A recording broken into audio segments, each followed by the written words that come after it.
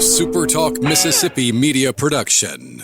Hi, this is Dr. Andy Barlow with the Chiropractic Physician Center of Tupelo and author of the #1 best-selling book, The Code Breaker. Are you sick and tired of being sick and tired? Then call my office at 662-844-1414 and order my new book, The Code Breaker. This is Gerard Gibert, and thank you for listening to MidDays here on SuperTalk Mississippi. Get ready to go beyond the headlines and join a meaningful conversation with people from around the state. Hello. You're listening to MidDays with Gerard Gibert here on SuperTalk Mississippi.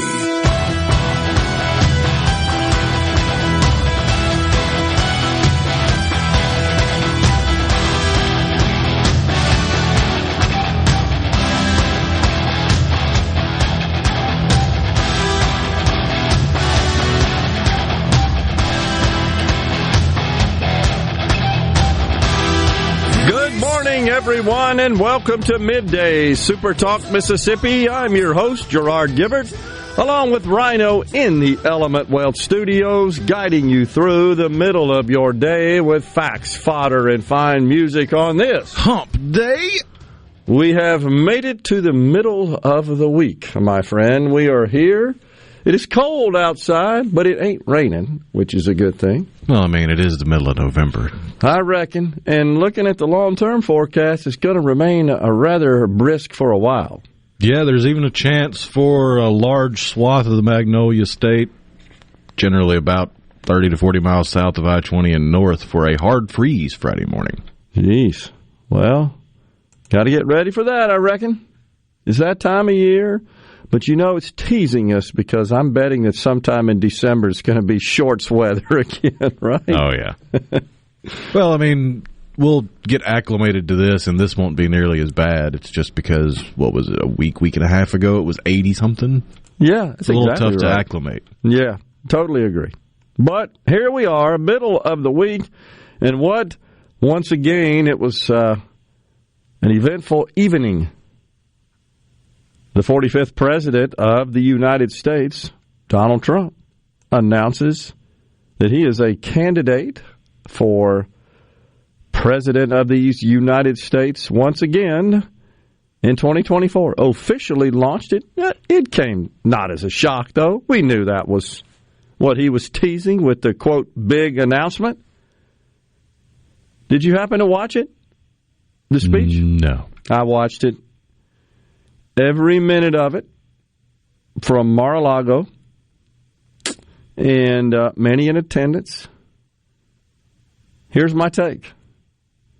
It was a rather sanguine demeanor for the president relative to the typical Trump rally. You have to believe he was coached. To tone it down a bit, I was pleased to see, to my recollection, there were no ad hominem attacks, no insults, no mockery, targeting others.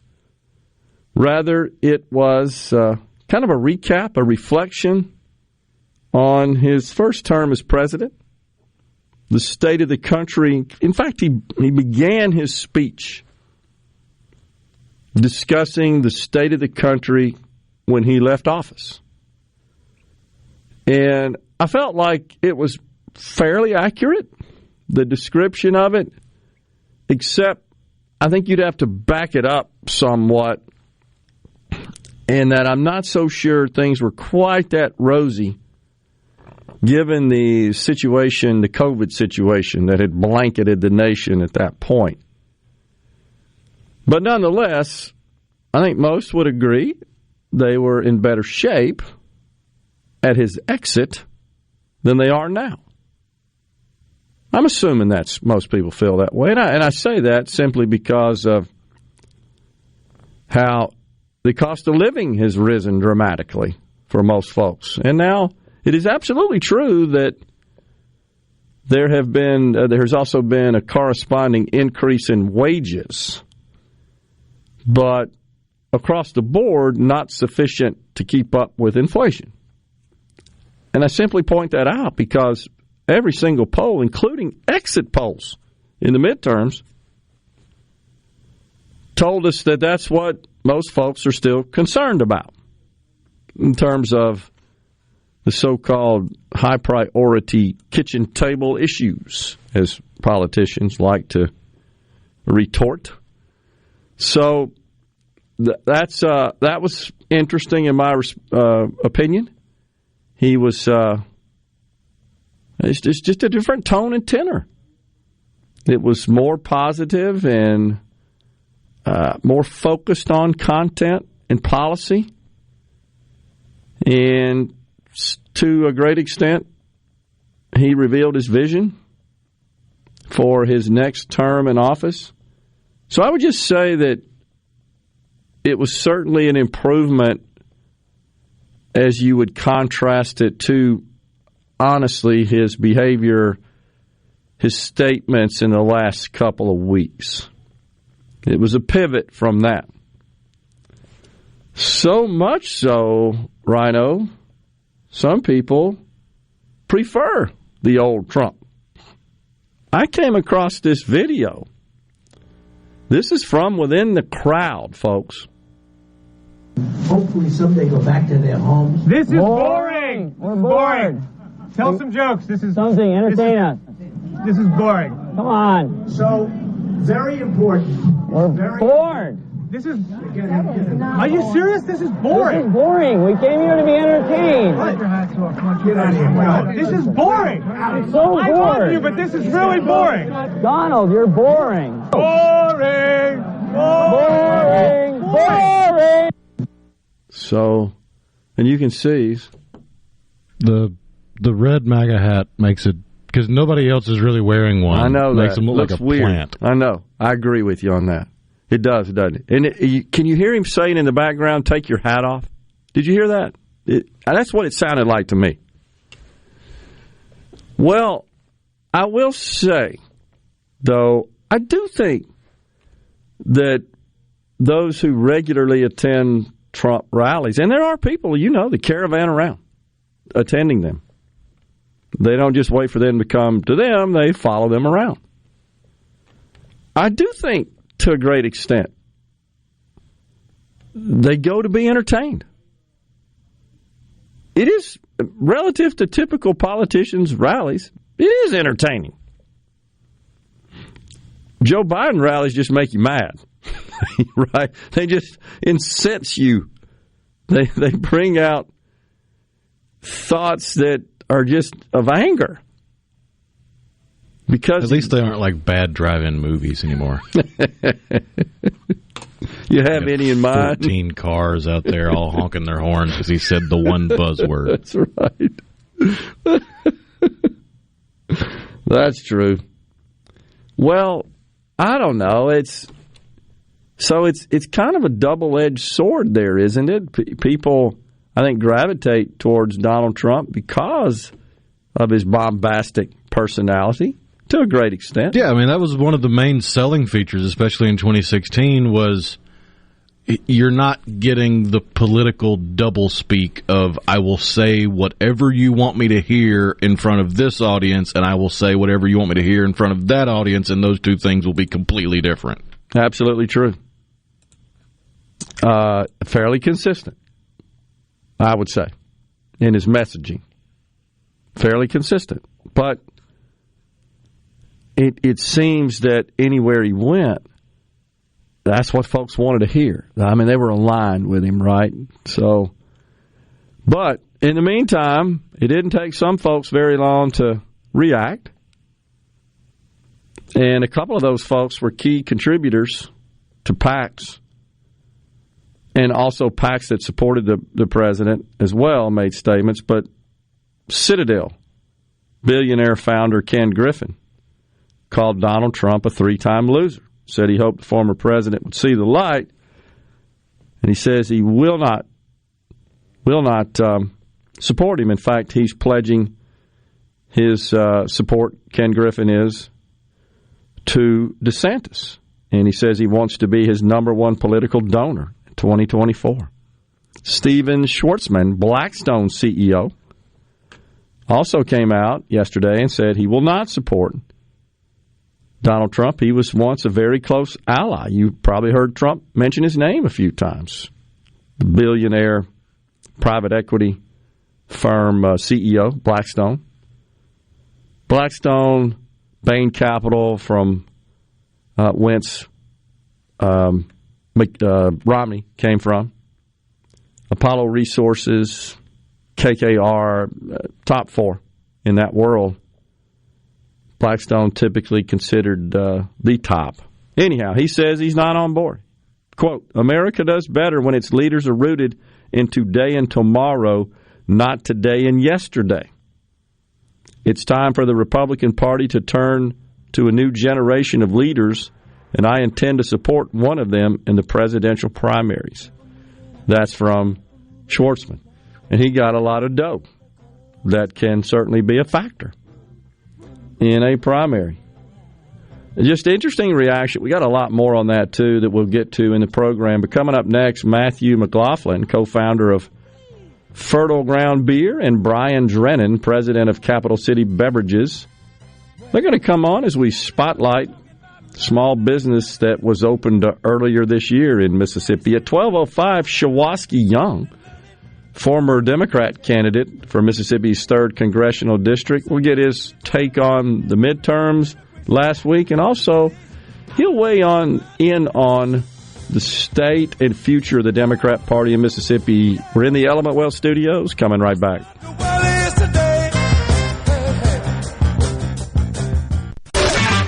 Check it out. Let's do this. The talk that keeps Mississippi talking.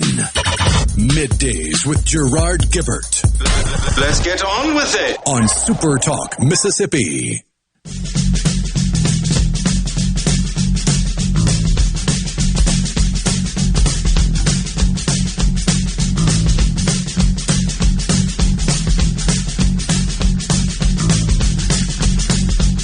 I've been driving all night, my hands wet on the wheel. There's a voice in my head that drives my heel. It's my baby calling, says I need you here. And it's 4:30 and I'm shifting gear. We are back in the Element Well studios, SuperTalk Mississippi Middays. Gerard and Rhino. So, still wait for our guests. We'll figure that out.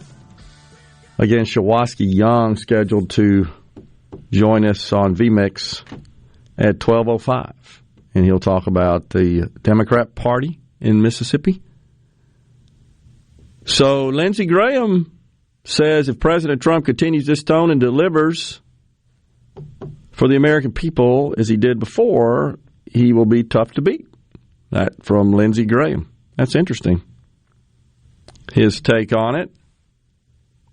I guess the question is, this certainly crossed my mind, while I was pleased to see a more reserved and honestly likable tone and demeanor, can he continue? What does he do when he faces criticism from detractors, either other opponents, media, etc.? I mean, typically he's pretty quick to respond, and usually in a very insulting tone, and gives the business right back. So I'm not sure what happens there, but I do think that will, to a great extent, dictate. But winning the presidency, I think you just have to be honest about it. It comes down to a handful of counties in about 4 states. It's just ground zero now, the way it has worked, and that is a function of the Electoral College. Many states, most states, you can go ahead and chalk them up to a candidate based on their party affiliation before the first ballot's ever cast. I can't help but laugh when you mention the Electoral College, because what did we hear for so long, that the Electoral College needs to be done away with and the popular vote is the way to go, and then, you look at the popular vote for the House, and wow, Republicans kicked tail. Yeah, it's kind of surprising how that worked out. Agree. Facebook, by the way, says they will not fact-check Trump anymore. How about that? I think they don't have enough time or money to do it, honestly. They're struggling. They got to keep the doors open. They got to figure out Plan B, because Plan A of the metaverse didn't really work out. It is miserably failing. No doubt about that. People don't want to spend their hard-earned money on a storefront that exists in ones and zeros in the metaverse. Yeah, that's absolutely true. You know, the one thing that so the president did, Donald Trump, former president, he did review, as he should, his accomplishments while in office. And he made the statement that he made commitments and he honored those commitments. And there's one in particular that I would just point out that was not honored, that I consider to be a really, really big deal. And that is, he said that he would eliminate the budget deficit within 8 years. And he did not, and in fact, it ballooned considerably under his watch. He inherited a deficit of about $585 billion when he took office in 2017 from the former president at the time, Barack Obama. And he actually increased it considerably. In 2019, just 2 years later, it was $984 billion. It was $780 billion. He increased it by $200 billion in his first year. So that didn't happen, and we weren't really on a trajectory for that to happen. And I certainly don't put that all at the feet of Donald Trump. I've said it many, many times. That is a commitment that should not be made by a president or, honestly, anybody running for federal office, Congress, House or Senate, because it just takes a whole lot of star alignment and a whole lot of reform to our spending practices, including addressing mandatory spending, which accounts for 70% of total federal outflows. And that means you got to have 60 votes in the Senate. So making that promise, while I think it's a noble, honorable, and welcome goal, it's just from a practical perspective and a legislative perspective, it's just virtually impossible. And in fact, look no further than the $1.2 trillion infrastructure bill, which is really kind of Green New Deal light, that 17 Republicans supported. You can't eliminate deficits when you got that going on. That, of course, occurred in 21 under Biden's watch. And then more recently, the CHIPS Act, 19 Republicans supported. Where does that money come from? We don't have it. Clearly we don't have it. We're in overdraft. We're in permanent, perpetual overdraft mode. Imagine operating your household like that. The difference is the bank won't let you.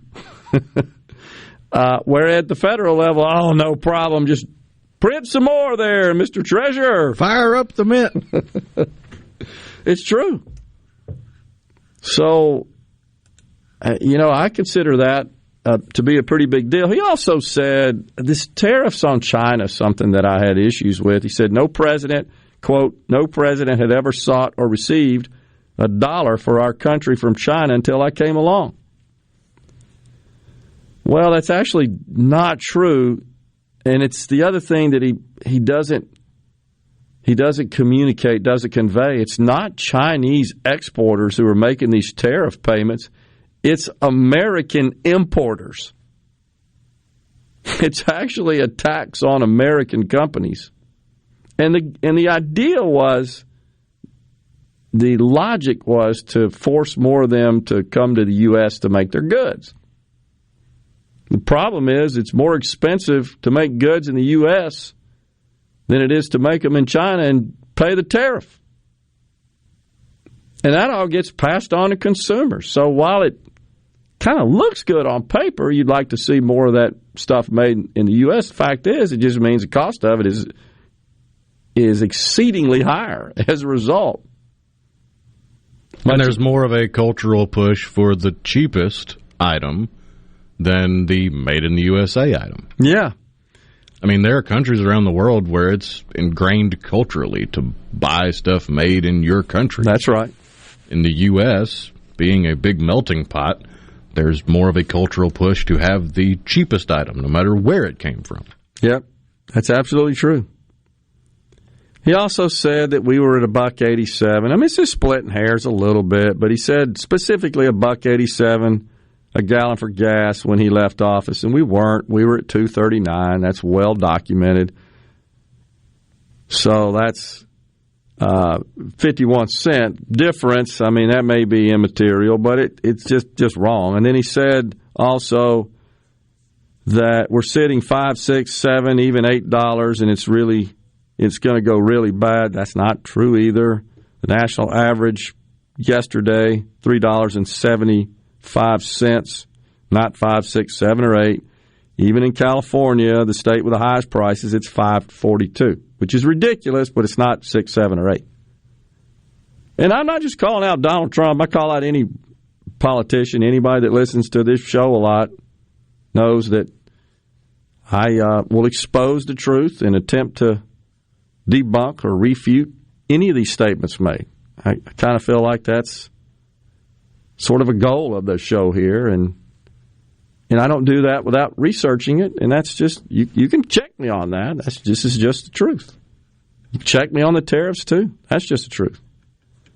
So the Strategic Petroleum Reserve, I'm certainly not happy, like most Americans, about Joe Biden tapping our reserves in this effort really just to gain political favor with voters to try to drive the price of gas down. It's not true that he completely drained it, as Donald Trump said last night. That's not true. It's also not true that Donald Trump filled it up. None of those are true. And I'll tell you what the truth is about that. I haven't researched that. When we return, we are in the Element Well studios. We're coming right back.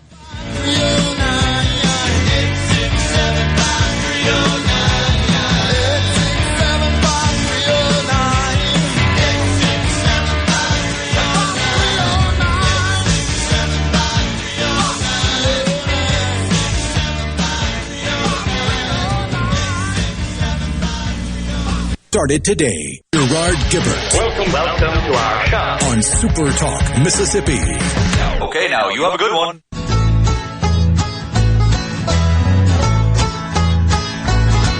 Now, Red Solo Cup is the best receptacle for barbecues, tailgates, fairs, and festivals. And you, sir, do not have a pair if you prefer drinking from glass.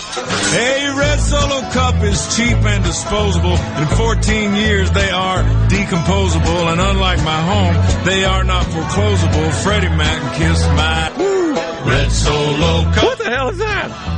I fill you up. Let's have a party. Let's have a party.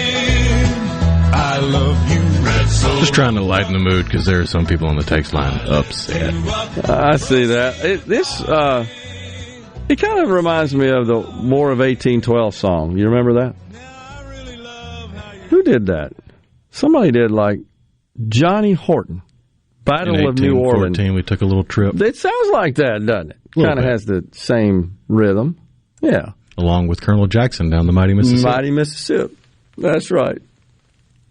My favorite verse is about the cannonballs and powder in their behinds. Oh, God. And when they set the powder off, the Gators lost their mind. Oh, gosh. By the way, our guests, Matthew McLaughlin, Brian Drennan, coming in at 11:05 is what Alex just informed me, so we'll be ready for that. And then at 12:05, it's Shuwaski Young, former candidate for Mississippi's 3rd Congressional District on the Democrat side. And Shuwaski, I think, is ready to say a bit about the Democrat Party. He wrote of an interesting statement. Not too happy with the party in Mississippi, the way I took it. So just continuing the discussion about the Strategic Petroleum Reserve, and then I'll get to the text on the C Spire text line. So what's interesting about the SPR is that it actually contained, listen carefully, fewer barrels of crude when the president left office in early 21 than when he took it in 17. And that, by the way, that's not because of him. Federal law, it turns out, requires some sales from the reserve. It's mandatory, just for budget reasons. Now, it is true, Donald Trump he had the ambition, and I think the right idea. Hey, while the price is severely depressed, let's go buy as much as we can, store it away. Okay? You remember him talking about that? It actually never happened. The Democrats blocked it. Yeah. Democrats blocked it. So you remember that. Oh, yeah. Okay. I just wanted to remind our audience of that. So I applaud Donald Trump. Of course, it doesn't take a genius to figure that out, really. I mean, it's the right move, and I'm not saying that goofy I mean, if Joe you've got Biden storage would do it. space and the price is negative, you Yeah. want to pay me to hang on to this? Yeah. Exactly. I mean, that just buy low, sell high, right? Now, Joe Biden would not do it on ideological grounds. Well, he can't buy that fossil fuels. I'm just speculating. It never came up.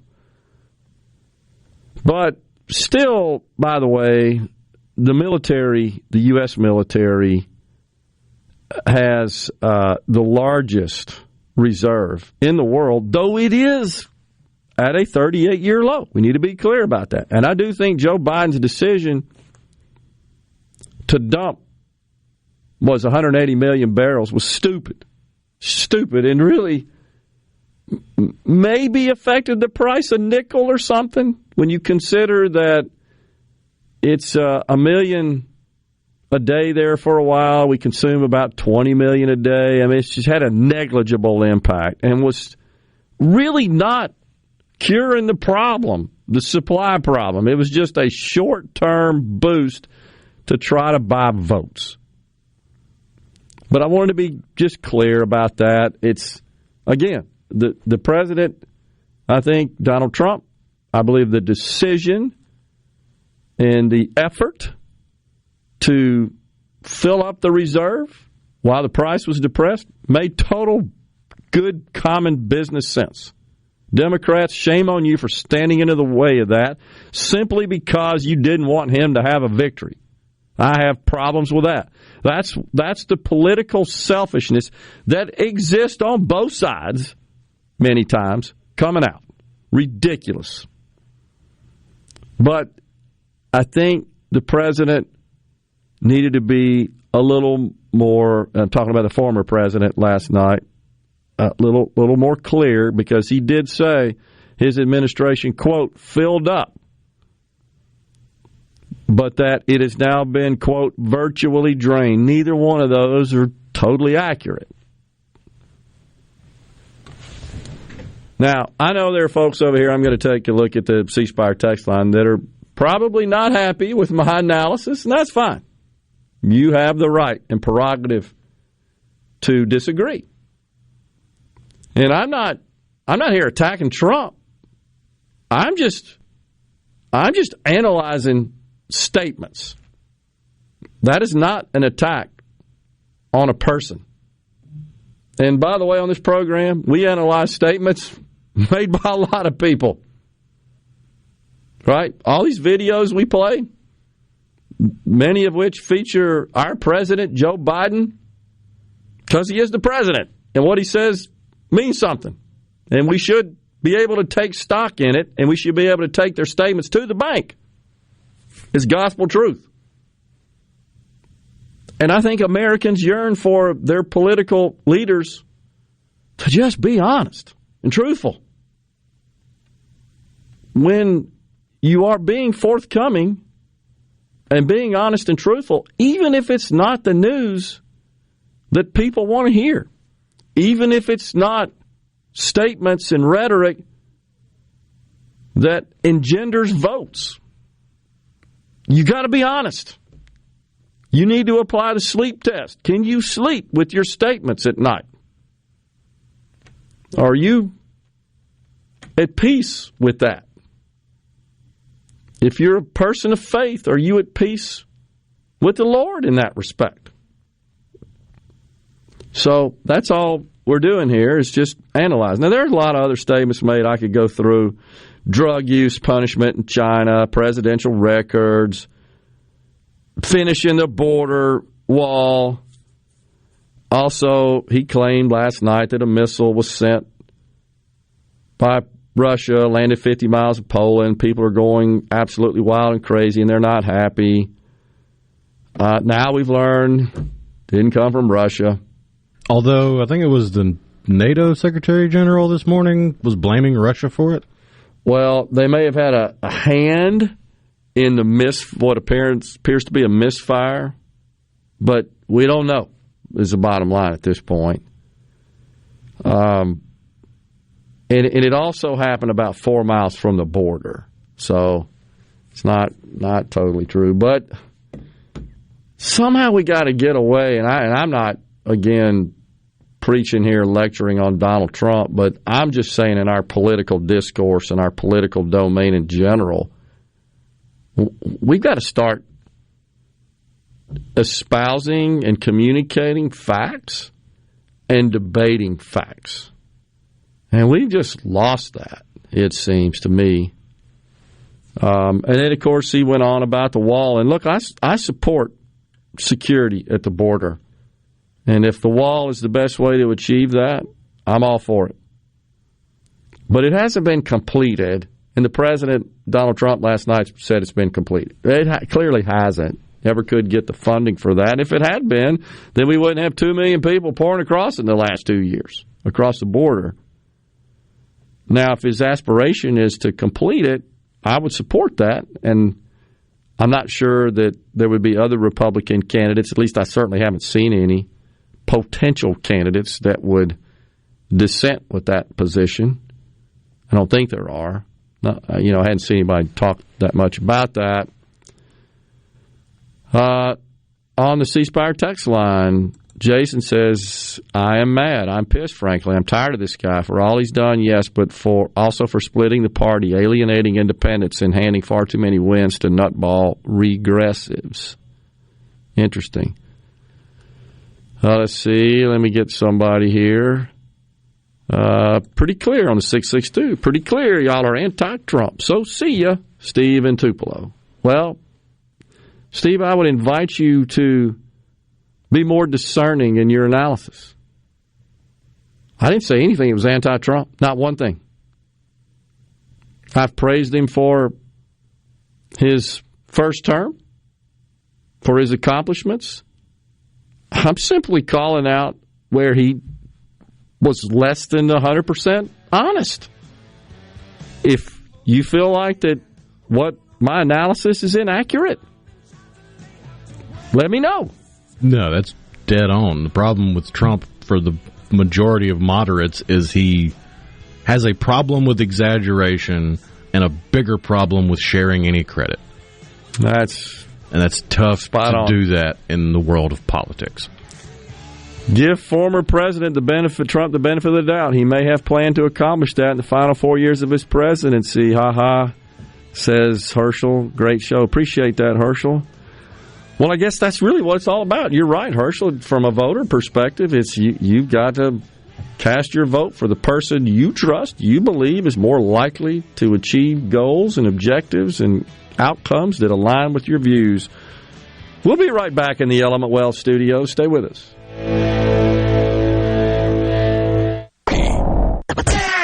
Properly set all controls before recording. All systems go. The talk that keeps Mississippi talking. Middays with Gerard Gibert on SuperTalk Mississippi.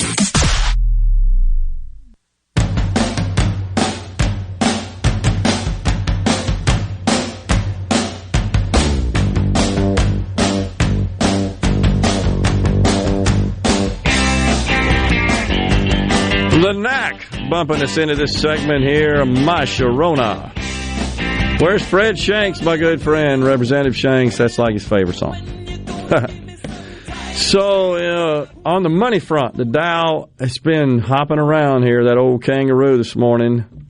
Rhino, it's presently in the green, up about 25 points. But what's really dragging it down is that Target came in and missed expectations, top and bottom line, and also provided a rather gloomy outlook, did the major retailer.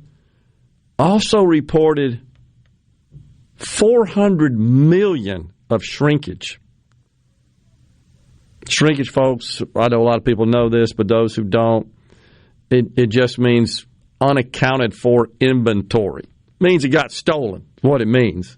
$400 million. You freaking crooks, and we're all paying for that. I think damaged goods also goes in that. It does. It's a tiny sliver. That ain't what happened to Target, so. No. It's ridiculous. Crooks. And to a great extent, condoned, honestly. Certainly not ever discussed by the Democrat Party in charge. They would never attribute it to their woke justice policies and their reduction of funding for police, and police now hesitant often just to do their jobs and arrest people for fear of some sort of repercussions. It's ridiculous. So a lot of people are texting in about the gas situation. He wasn't clear. So people are saying, well, it was $1.87 on election day in 20. Well, I got to tell you, he wasn't clear because what he was primarily prefacing his statements was when we left office. And so if what you're saying now is that with respect to the price of gas, which I believe we're splitting hairs here, and I said that, by the way, folks, before I announced it, but where is it $5, $6, $7, or $8? It's not, except in one state, 5 and change.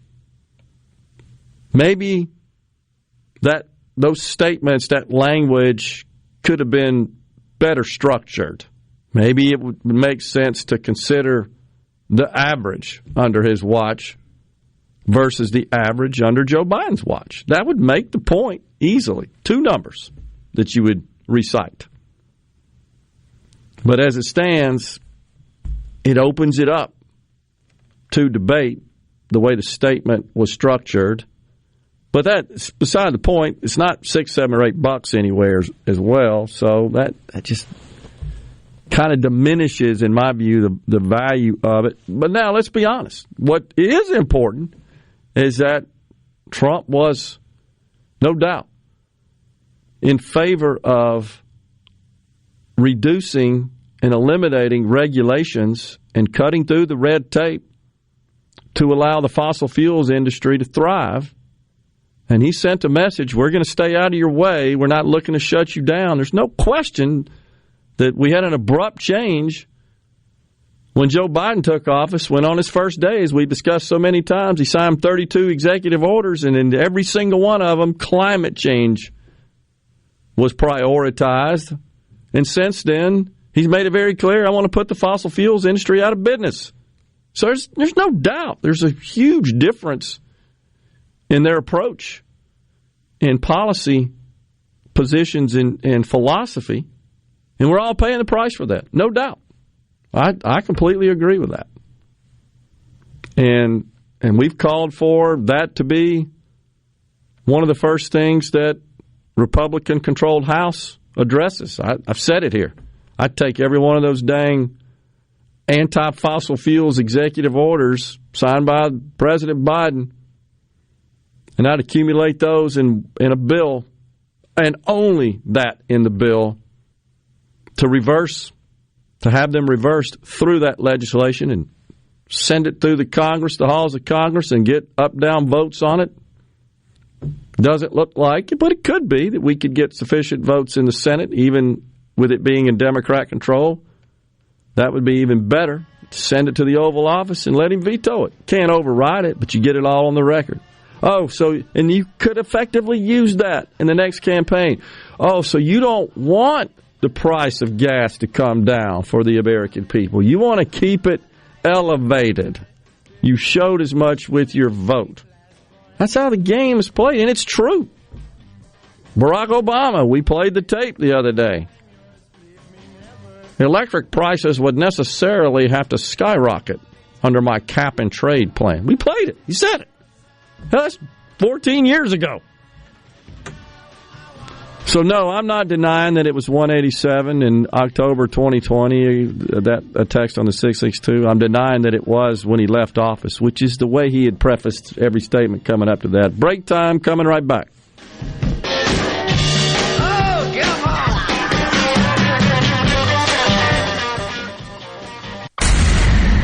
Welcome to the show that challenges you to think deeply, and look beyond political posturing.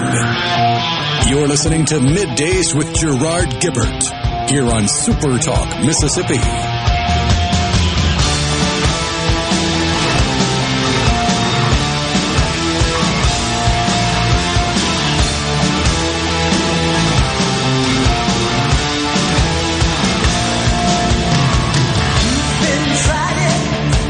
Welcome back, everyone. Midday Super Talk Mississippi, live from the Element Well Studios on this Hump Day.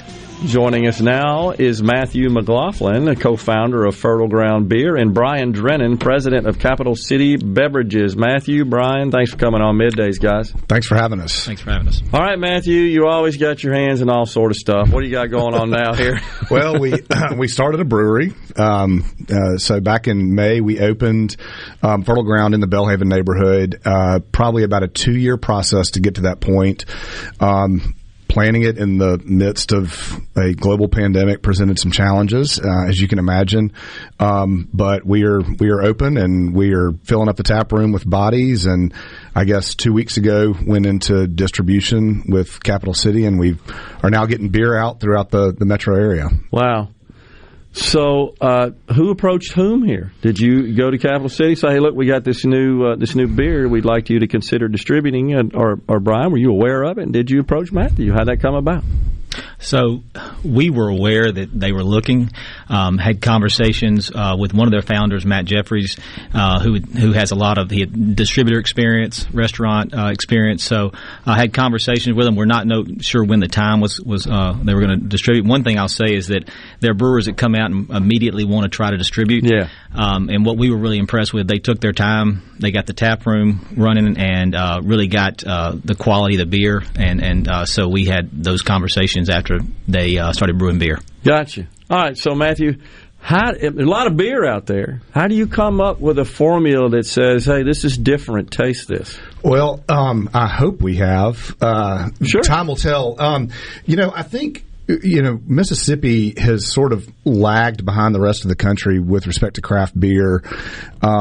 We had a brewery in Jackson for a while, Lucky Town, which closed a few years back, and we saw a void in the market. We really wanted to provide a space as much as a brewery and put good quality beer out in the market. We wanted to provide a space, a taproom space where people could come and hang out and be that sort of cohesive glue in the community, if you will. I don't think I ever would have done this if it weren't for the location of where the brewery is, which is in the Belhaven neighborhood. That neighborhood presents us with some unique advantages over other parts of the metro area. We're in a neighborhood. We've got 2,000 rooftops within walking distance.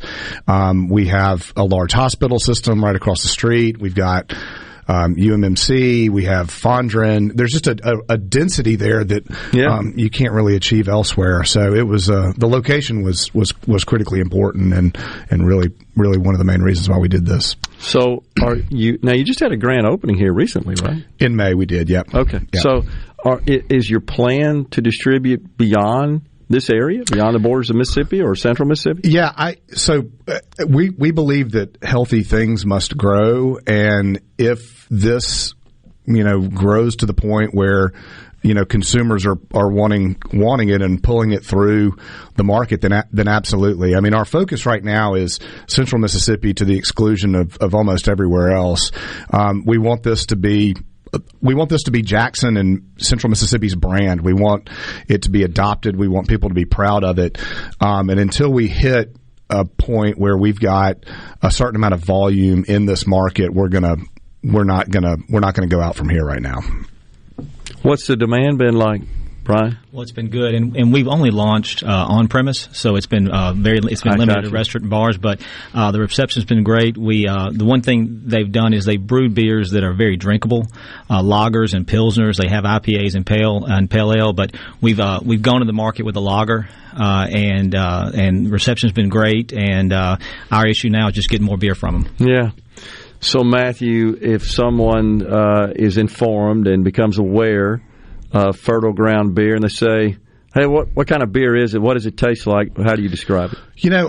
So we are trying to make something available for everyone. That's sort of what we lead with. But at the end of the day, we're in Jackson, Mississippi. It is incredibly hot down here a lot of the year, and we don't think that craft has really done a good job of kind of reaching across the aisle to people that have historically consumed larger, more macro-oriented products. Mm-hmm. And so, Brian said, we're kind of leading with lagers and pilsners and things. Those are beers that we like to drink, but they're also beers that Mississippians like to drink. We did a tremendous amount of market research with 3 NBA teams from Millsaps to kind of validate the thesis that we had, and so far it's proven to be true. So whether you drink, a traditional sort of macro beer that your dad or your grandfather drank, we've probably got something that you can relate to. Or if you're, a hophead and have been into craft beer for 20 years and you like hazy, dank, or even sour beers that are fruited, we've got those for you too. So is there, Brian, is there kind of a community of beer aficionados, of connoisseurs that like to test these different products out, these different beers out in blends and just make decisions there? I'm just thinking about like wine tasters and wine folks, Yeah, absolutely. I think one of the things is our goal is when we get it on tap at a restaurant, we don't want to just put something else on. We want to grow the brand. I think the benefit that Fertile has is the location they're in. They can be the ones that really test new beers. Yeah. And so they can have 16 beers on tap. They can have sours and IPAs. And then when they see the demand and what people like to drink, then that's when they bring it to us and we can take it to the market.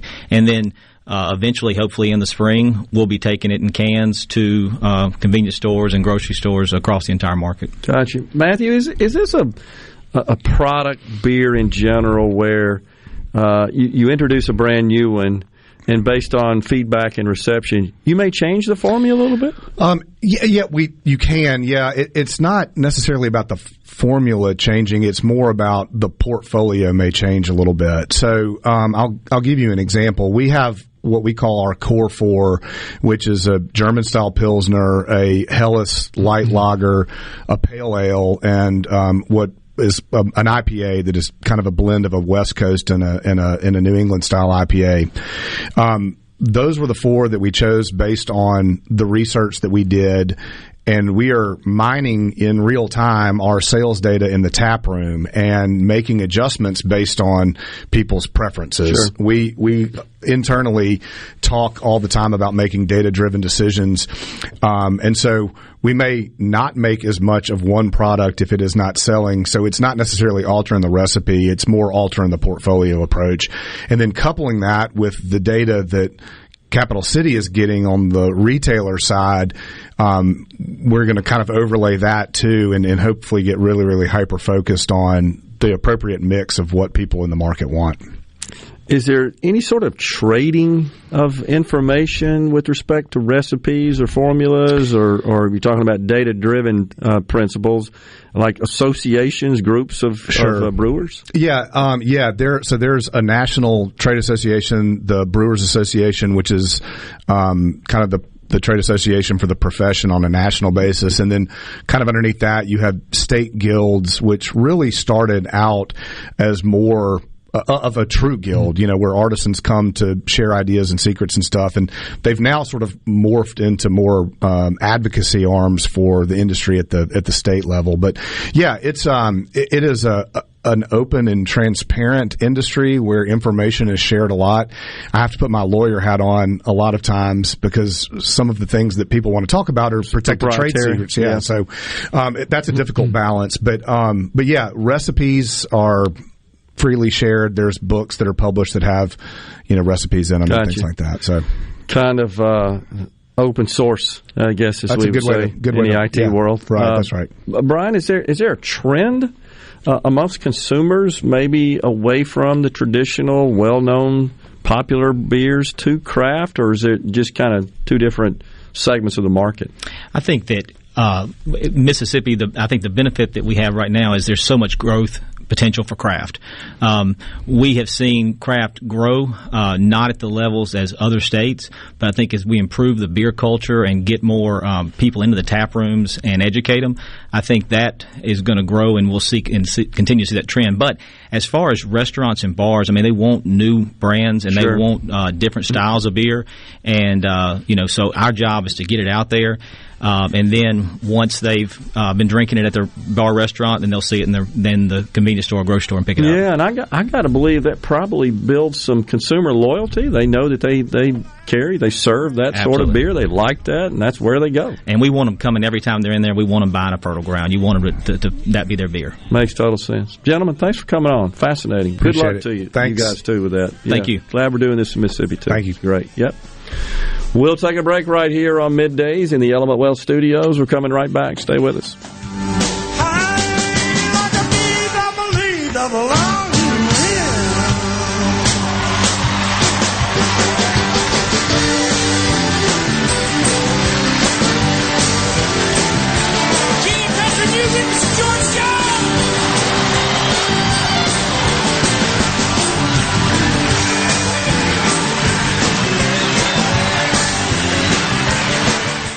The talk that keeps Mississippi talking. We're rolling. Hit it. Go. Play it. Middays with Gerard Gibert on SuperTalk Mississippi.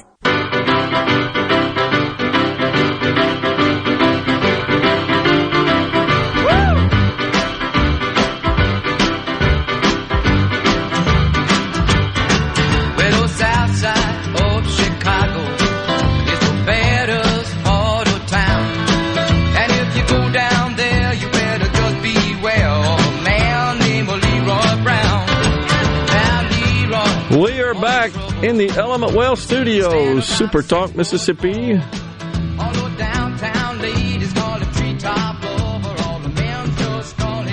So on the C Spire text line, which by the way is quite active today, Rhino, you can certainly support whoever is on the C Spire text line.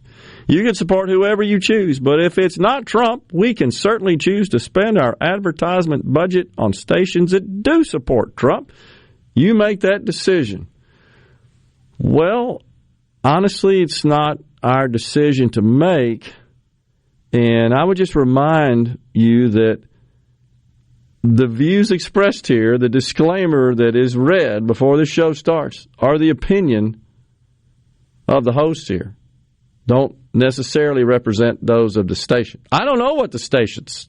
I don't know. We hadn't talked about it. They don't tell me, which I think comes as a shock to a lot of people in the outside world. Would you agree? Yeah. There's a slice of the pie that believes there's a guy in a nice black suit with an earpiece and a suitcase handcuffed to his wrist every morning, and he delivers what we're supposed to say. Yeah. Doesn't happen. No. It just simply doesn't happen. And in fact, the people that manage this place know that if that were the case, this wouldn't be a successful business. You know what I'm saying? I know you know what I'm saying. It would not be. And I can assure you, I wouldn't sit in this chair if I were just a puppet to somebody else's views and whims. I go play golf. Not today, though. It's cold. In my younger day, I would, when it's cold like this. I don't know. Bones don't work as well. He's got to keep the blood flowing. Exactly. Got to walk the course. You can't ride. Well, I do. I want you to know that when it's cold. It's from about October or so, late October, through about April. I'm a walker. My group. Because we're old and we need the exercise primarily. It's always interesting to go out there, and it's the young folks, they're in the carts. And us old folks, we're walking because we need that exercise. They replied with, "Your words have consequences." They do? I didn't know. Not nearly as much as a sitting or former president, I would say. Yeah, I'm flattered. I didn't know we were that powerful. Honestly. And in fairness, I will give Trump a bit of advice. So if anybody is listening that has an in with Trump, here's a bit of advice. A little forward thinking, a little planning ahead for the debate stage. Because I can almost guarantee anybody worth their weight on that debate stage with him will offer a question similar to this, and he needs to have a good response or it could sink his entire campaign. The question he's going to be asked is, do you admit that you lost the 2020 election? Simply because the 22nd Amendment states that no person shall be elected to the office of president more than twice. It's absolutely true. Since he's running, he's trying to win for the second time. That's going to be a question that gets asked. I'm not dogging him for saying that. In fact, I'm telling you, out in the ether here, he's got to have a good response to that. Yeah, because it's going to get asked. There's no question. That's already been calculated. Oh, yeah. It's going to get asked. There's no question about that. It's a great point, Rhino. Thomas in Greenwood says, you got to quit nibbling around the edges and take a bite, Gerard, or will it be easier once Herschel loses? I'm not sure exactly what you mean altogether. Those who denounce the moral fallacy of this argument are usually accused of germ-proof moralism, which is alien to political circumstances of evil, says Hannah Arendt. I'm not sure who that is exactly. Do you know who's that? I'm not. It's not about nibbling or taking a bite. I don't know what you're talking about, honestly, Thomas. All I've done is analyze what was a 48-minute speech, and I haven't gotten into all of it. Just a few of those things. I watched it in its entirety, and there were. Yeah, if we had a bone to pick with Trump, we would have probably started with his frankly asinine comment that you need to just give the death penalty to every drug dealer. That's true. That's not a winnable platform plank. It may get a crowd riled up, but that's not something you can really campaign on. That's a good point. My concern in my goal is to nominate the candidate who has the best chance of changing the party and control of the White House. That's it. If Donald Trump emerges as the nominee, I'm down. I'm not one of these never Trumper fools, and I never have been. I gave him money and voted for him. And while he was in office, I lauded his accomplishments. And most of that occurred before I started doing the show. I lauded his accomplishments and his policies, and I condemned those with which I disagreed. Simple as that. I've never been a fan of his demeanor, but like so many other people, and his personality, like so many other people, I was willing to overlook that. I just said, you know what? That's just a baggage you got to deal with for having somebody in office that had the right idea about how to run the country. And gosh, Rhino, how many times have I called out that the single thing that stuck in my mind more than anything while he was president was that first G20 summit he went to, which I thought was totally appropriate. When he kind of elbowed and shouldered his way to the front of the pack, which is where this country ought to be. And I don't think other presidents would do that. Barack Obama went around apologizing when he got elected. Took Winston Churchill's bust out of the White House because of some riff with him and his grandfather. Remember that crap? And Joe Biden, he's so dang clueless. He's just feeble and weak, and he gets rolled, seems like, everywhere he goes. He doesn't. So the America First agenda, I'm all for it. But it's not like Trump has the franchise on that. And what he said last night was, I am the only person that can restore glory to this country. I don't believe that. I don't believe he's the only person out of 330 million with such unique skills. I think there are other people out there that are going to surface. I don't know if it's Governor DeSantis or not, but I think there are other people out there that share in, believe in his America First vision and support that without all the baggage. And they therefore, I believe, are more electable. And that's what I'm looking for. The most electable candidate. And my policy is, when I go to vote, and my candidate's not on the ballot after a primary loss, I vote for the most conservative on the ballot. It's just simple as that.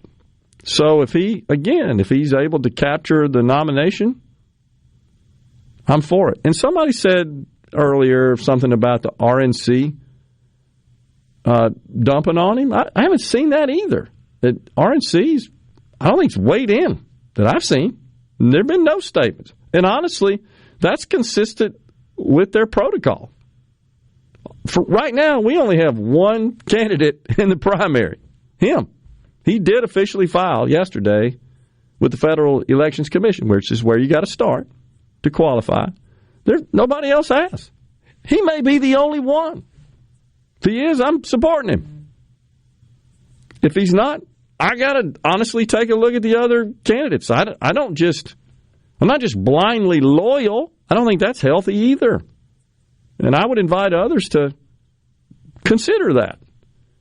And yesterday, I know I made the statement that I've seen folks out there in social media world say, well, he deserves it. Well, I don't think anybody deserves it based on historical performance. No. You deserve it when you earn the respect and the belief and the confidence of a voter going forward. Now, that could be because of your being pleased with prior performance. Fair enough. But nobody's entitled to public office. Nobody deserves it. Well, I got to vote for them because they deserve it. Well, how do you define deserve anyhow? I mean, what does that mean exactly? So I'm certainly not in that camp. But I do believe that it would be very difficult for him to defeat and win a general election, defeat a Democrat candidate. I don't know who that could be. Nobody knows at this point. Right now, by all accounts, Joe Biden says he's running. Can he defeat Joe Biden? Honestly, I don't know. My sense is it'd be tough. It'd be difficult. And he would not have as good a chance as other candidates would. That's where my concern lies. We're coming right back here in the Element Well studios. A lot more to talk about. Shuwaski Young at 12:05. Stay with us.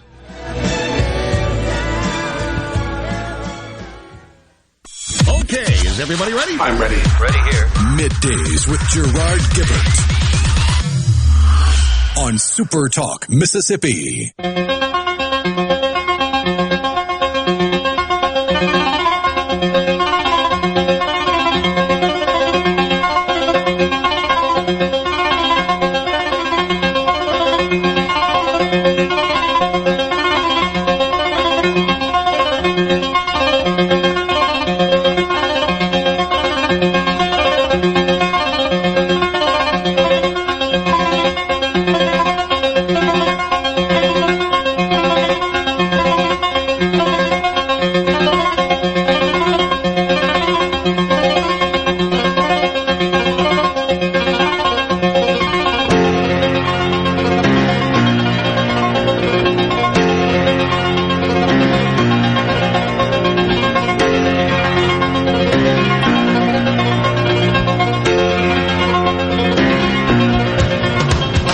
The Who. We got to get Perez to come in with a guitar and bust it up here on the set when you're playing that. A la Pete Townsend, right? Let's see. Leslie in Grenada weighs in. A show like what's on now, I guess you're talking about ours, is what is causing division in the Republican Party. We will end up with 4 more years of Democrat control. This is no more than what Roger Wicker and Lindsey Graham have done. You should get behind the party and not run none of them down and wait until we have got to choose from. Now you remind me of Phil Bryant. Remember, he endorsed John Kasich, and when Trump got the nomination, he sucked up to him like he was the greatest thing since sliced bread. Well, a couple of things. That's Leslie in Grenada. Appreciate the text, Leslie. The party has not gotten behind any candidate and won't until the nomination has been determined. It's not within the party's protocol to support any candidate during the the primary. They have to wait until the general. That's the way it should be. The party should not throw its weight behind or endorse any candidate. We only have one today. We got a long way to go until we see the field. That's going to be a while. I would say, Rhino, late next year, probably, when we start seeing them appear together in debates. Isn't that about when it gets cranked up? Yeah, you'll probably have a better idea of the field by July 4th, and then they'll start cranking up debates middle of the summer, early fall. Okay. This year? 23? 23, yeah. Yeah. And then, let's see, primaries get kicked off. Or maybe not debates, but you'll have the caucuses. The caucuses, that's right. But I was thinking in terms of when would the Iowa primary? It's the summer, isn't it, at their state fair time in the late summer, it seems, as I recall? That's when things really get to kicking up. Let's see, primary. I'm looking for that for 2024. But I want to say let's see, that usually gets kicked off in, this says November 5th? No, that's the election. So anyhow, we'll figure that out. It just seems like it's sometime late summer is when Iowa starts it's the first primary in the country. And then New Hampshire, followed by New Hampshire. And we'll see when all that gets cranked up. But anyhow, those are very telling, very instructive, as you can imagine, because as the primaries are held sequentially in the states, that's when they start falling out because the money runs out. It kind of determines, it's an indicator. What do you see when that occurs? I can't find it, but I swear I think it's toward the end. It may be hard to find because it looks like there have been changes made, at least on the Democrat side, and Iowa and New Hampshire might not be guaranteed their first-in-the-nation status. Well, I knew there's been some question about that, but we'll see if we find out about that. New Hampshire, 2024, it comes up as well, right on the heels, generally speaking, historically speaking, of Iowa. And again, in fact, there are polls right now that I have seen with respect. Club for Growth published polls yesterday. The Iowa caucus. Oh, by the way, I thought they had a date here. No, they don't. The Iowa caucus, they have some polls there, and the New Hampshire primary. And it shows DeSantis, Trump, and undecided.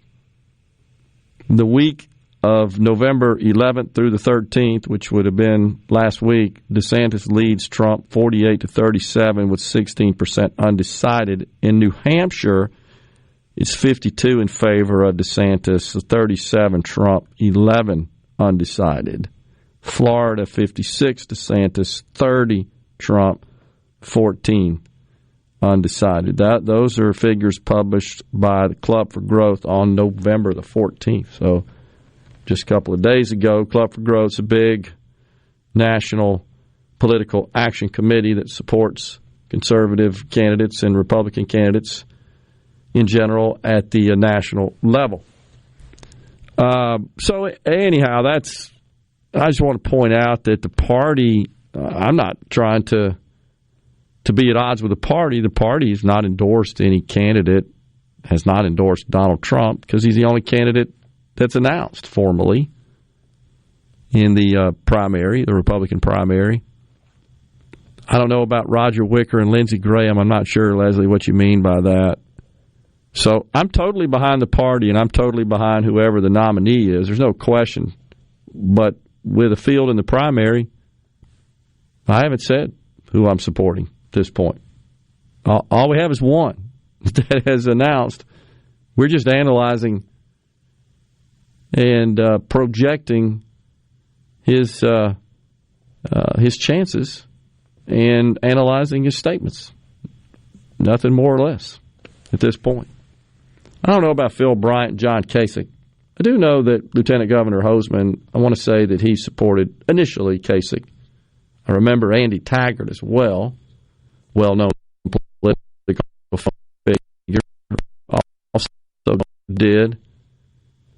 And Kasich, honestly, when he was in the House years ago, he was a pretty rational person. I don't know what happened to him when he ran for president. He just kind of went off on the deep end.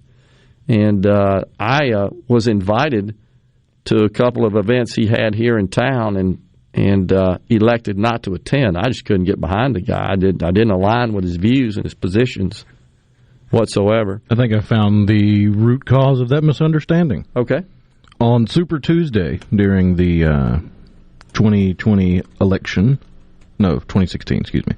During the 2016 election on Super Tuesday, John Kasich held his Super Tuesday watch party in Jackson, and many of the state's leaders, including Delbert Hosemann, Phil Bryant, and others, were in attendance and spoke. And that's what I recall. That wasn't an endorsement. Okay, that's what I recall. But I do think Andy Taggart actually endorsed. Now, you may not see there. I mean, he's not at the same level at the time. I want to say that event was held in our backyard here at the Hilton on County Line Road, as I recall. And I also think I want to say he came to Mississippi College. That's what I'm thinking for an event. Kasich, I'm talking about. Interesting, but that's neither here nor there at this point. It was just a statement that Leslie made that I wanted to pass on. Tim and McGee says, what is the Senate as of today as far as Republican and Democrat? Well, as of today, of course, Tim, it's 50-50 now as far as the post-midterm elections. It's 50-49 in favor of the Democrats.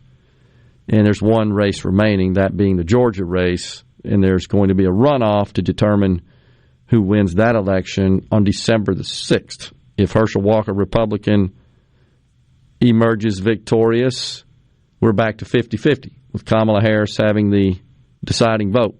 If he loses to incumbent Democrat Raphael Warnock, it's 51-49 in favor of the Democrats. The House is still not totally determined. Last night there were some reports that the magical 218 number required to control the chamber was in hand, but that seemed to be a bit premature. Still sits at, last I checked this morning, 217 in favor of the Republicans to what I think there's 212? Maybe not quite 212. I think there's a 9. Is there a 9-seat delta there? So what are you saying? 217. According to the AP, it's 217 to 209. 209. Okay, that's where I got the 9 from. So that means there are 9 seats outstanding. The latest returns I saw had Republicans leading in 4 of the 9. If everything stays exactly like it is right now, let's just cut to the chase. It's 221 Republicans and 214 Democrats. So, a 7-seat advantage for Republicans. That's assuming that the races stay where they are. And it looks like they probably are. They likely are. Hopefully we'll get those final returns today. Coming back here in the Element Well studio. Stay with us. It's so awesome! Middays with Gerard Gibert. Come on, let's get on with the show! On SuperTalk, Mississippi.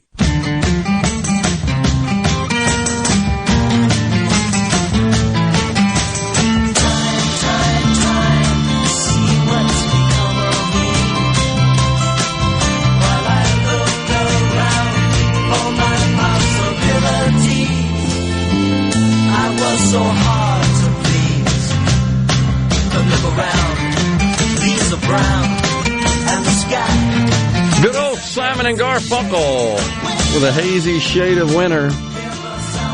You know, the Bangles re-recorded that as well. Oh, yeah. All-girls 80s band. Didn't have the brass section, though, did it? Nope. I think that was synthesizers.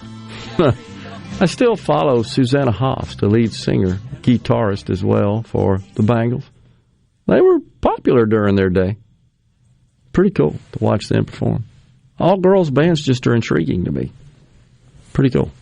And who can forget their infamous Walk Like an Egyptian? Yeah, that was good, wasn't it?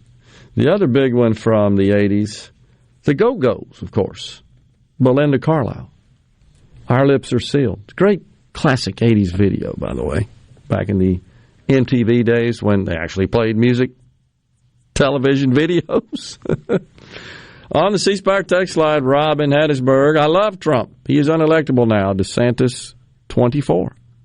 Terry's Upholstery. Watched it, loved it. Talking about Trump's speech. Going to vote for him again. Love DeSantis and will vote for him if he gets the nod or if Trump wasn't running. Donald Trump is still the best president we've had in modern times. Trump 2024. Mose says, Donald, you're boring. Repeating the video we played earlier. Did you consider that could have been Democrat plans to stir the pot? Yeah, we did, and we talked about that, Mose. It could be, though. I'm not sure they get through the security, though. I just don't know. I can't believe anybody could just show up at that deal. I think it was an invite only, but I could be wrong. It's not. Well, I mean, there was a large swath of media there, and we all know media really loves Trump, don't they? Yeah. Not going to make... that's from yesterday. If Hillary, I've come so far. Too far. Huh? That's William in Greenville. I'm not following you there, William. Help me out, buddy. Get rid of the Electoral College, says Walter in Tupelo, and the GOP won't touch the White House. Since Reagan, the GOP candidate has won the popular vote once.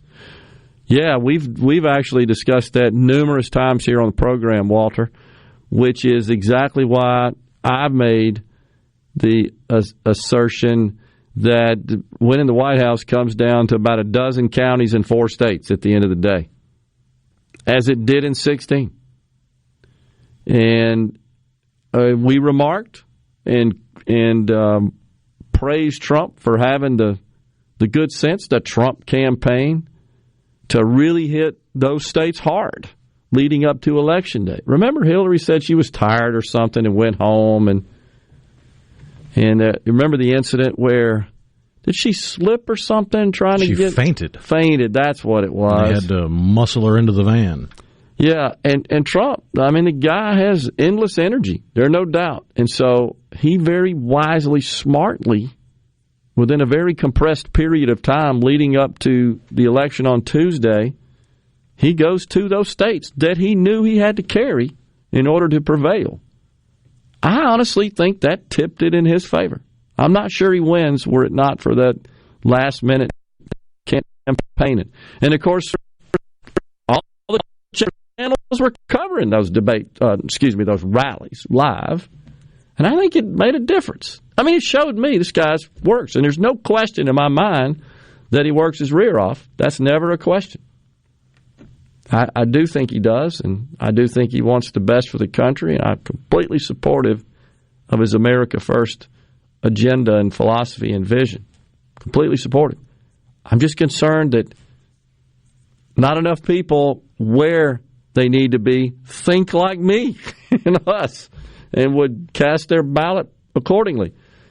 So Rhino brought up an interesting point. I've made it clear that while I would like to see an alternative win the nomination that I think has a better chance of succeeding in the general election, if he is the nominee, unequivocally, I will support him and vote for him. The question, as Rhino shared with me, that we should pose is to those who are presently today, right now, they're all in for Trump, no matter who else might enter the field. Will you support the eventual nominee on the Republican side if it does not turn out to be Donald Trump? It's a fair question. I think in many cases we have gotten to be too binary in this issue. And again, I would invite folks to consider what's in the best interest of the country, not the party, the country. Right now, you got to think about what's the best interest of the country, but the route to that is through the party in the primaries. That's the way our system works. So, and we may disagree on who's got the best chance of winning out in a general. That's fine. And we'll have those primary debates, and we'll analyze. I've offered my opinion on that, but I've also stated if Trump is the eventual nominee, I'm down. Simple as that. I hope those that are all into Trump right now feel the same about an alternative candidate, if that's the outcome. Shuwaski Young, former candidate, Mississippi's 3rd Congressional District, coming on after the break. Get ready to go beyond the headlines and join a meaningful conversation with people from around the state. Hello? You're listening to MidDays with Gerard Gibert here on SuperTalk Mississippi.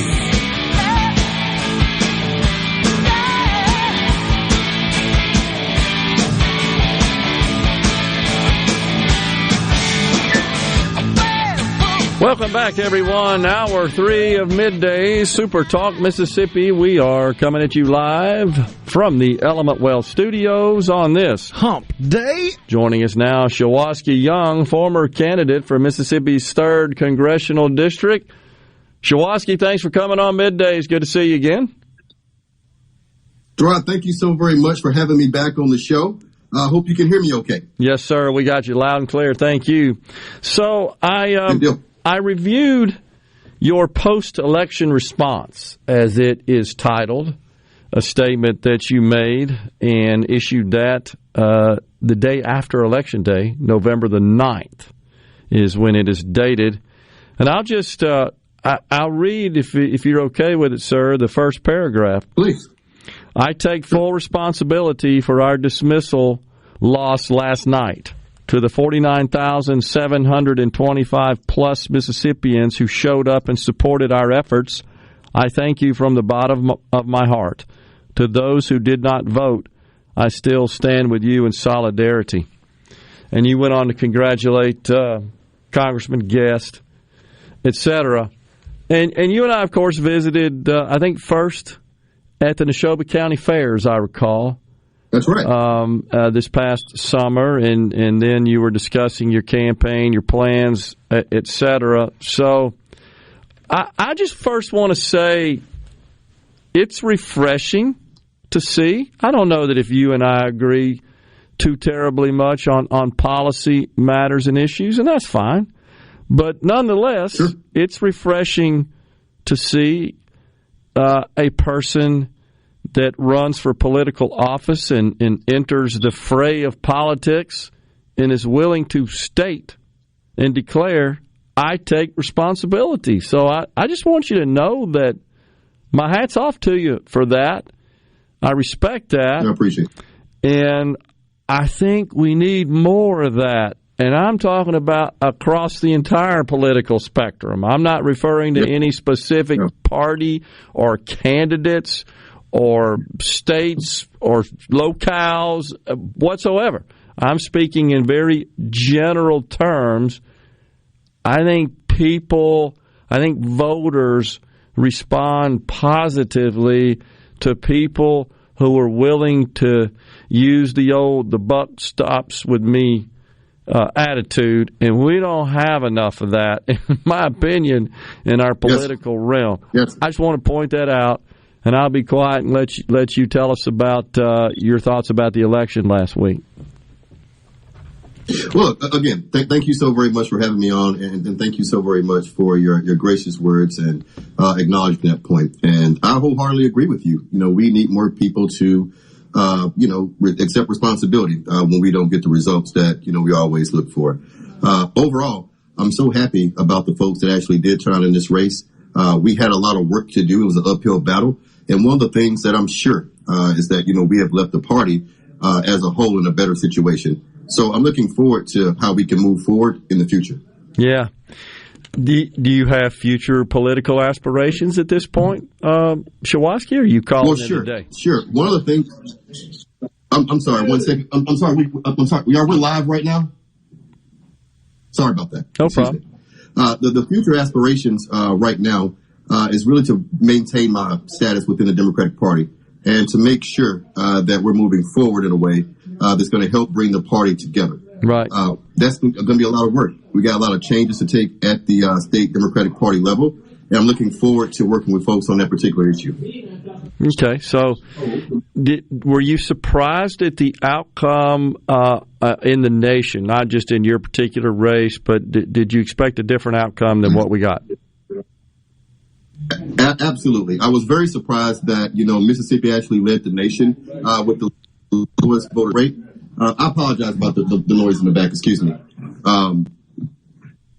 We actually had the lowest turnout in the entire nation at about 32%. Mm-hmm. That was something that was very surprising. And as Frank Brodo said with the Republican Party here in Mississippi, look, they turned out at over about 70% across the state. So it's always good to see folks actually being involved in the political process. But for the most part, look, I'm not going away in Mississippi politics. As I stated in that release, I won't be on the ballot at the top of the ticket in 2023. But I will be working very closely with Democrats all across the state to make sure that our party is going in the right direction. And that starts with the change of leadership at the top, as I'm sure you're aware of that I've called for. You have. What would you like to see out of the Democrat Party in Mississippi that you feel like is missing? Well, number one, a couple of steps. The State Executive Committee will be meeting, I believe, in the first week of December. At that particular meeting, they must call a vote on the matter and talk about this particular issue in the state party leadership. If they so decide not to, then we need to know publicly who those folks are that are standing in the roadblock of success. I do know that there are folks from the NAACP, from the state house, both on the House and also Senate side, as well as volunteers and Democrats all over the state that want to see a change at the top of the Democratic Party as far as Chairman Irvin leaving. That's number one. Number two, it's not fair to the new executive director who just started, I believe, on last week, by the way, to come into a situation where, it's in disarray. And I think that person is working hard to try to get an understanding of what the heartbeat of the party is throughout the entire state and what's on the ground. But look, we've got to support that person. That starts with a change in leadership at the top. We also have to make sure that those folks that are county executive party leaders, chairmen and chairwomen within the 3rd Congressional District and in the entire state. I've received calls from all of them, all over the state right now.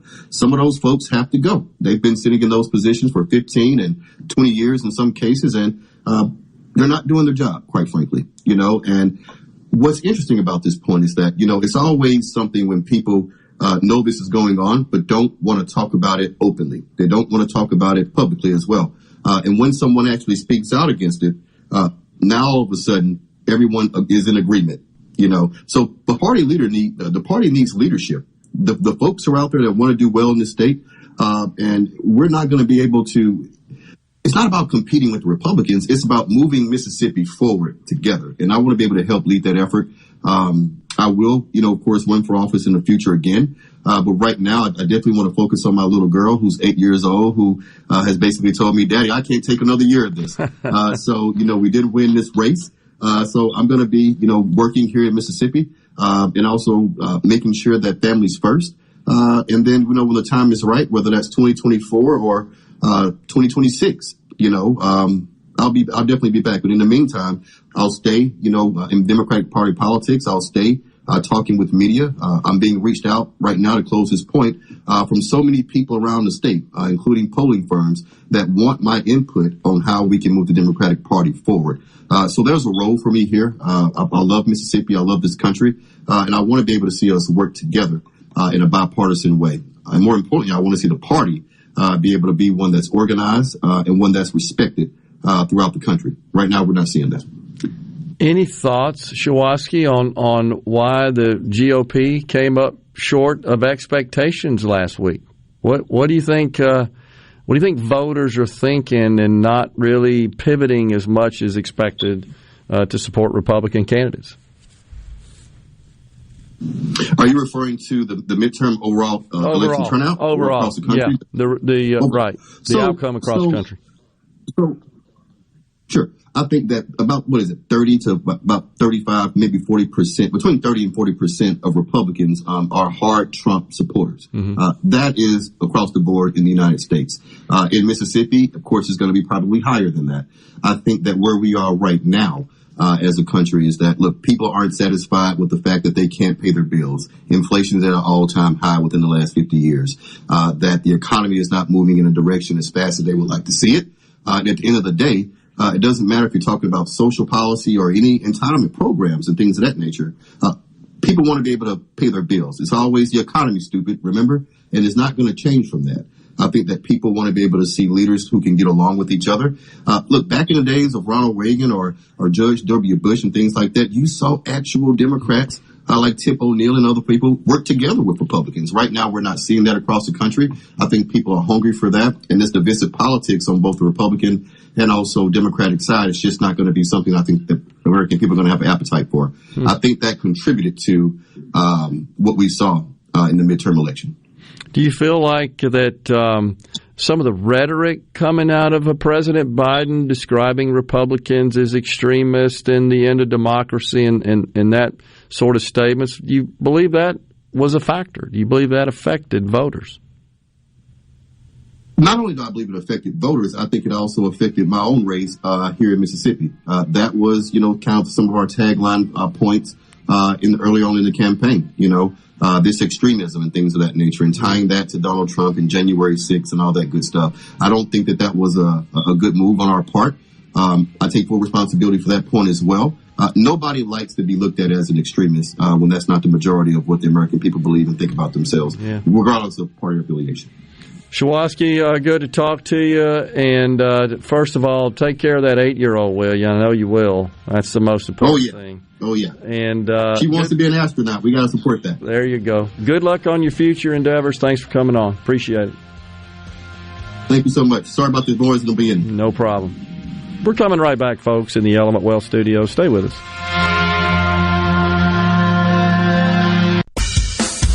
Now back to Middays with Gerard here on SuperTalk Mississippi.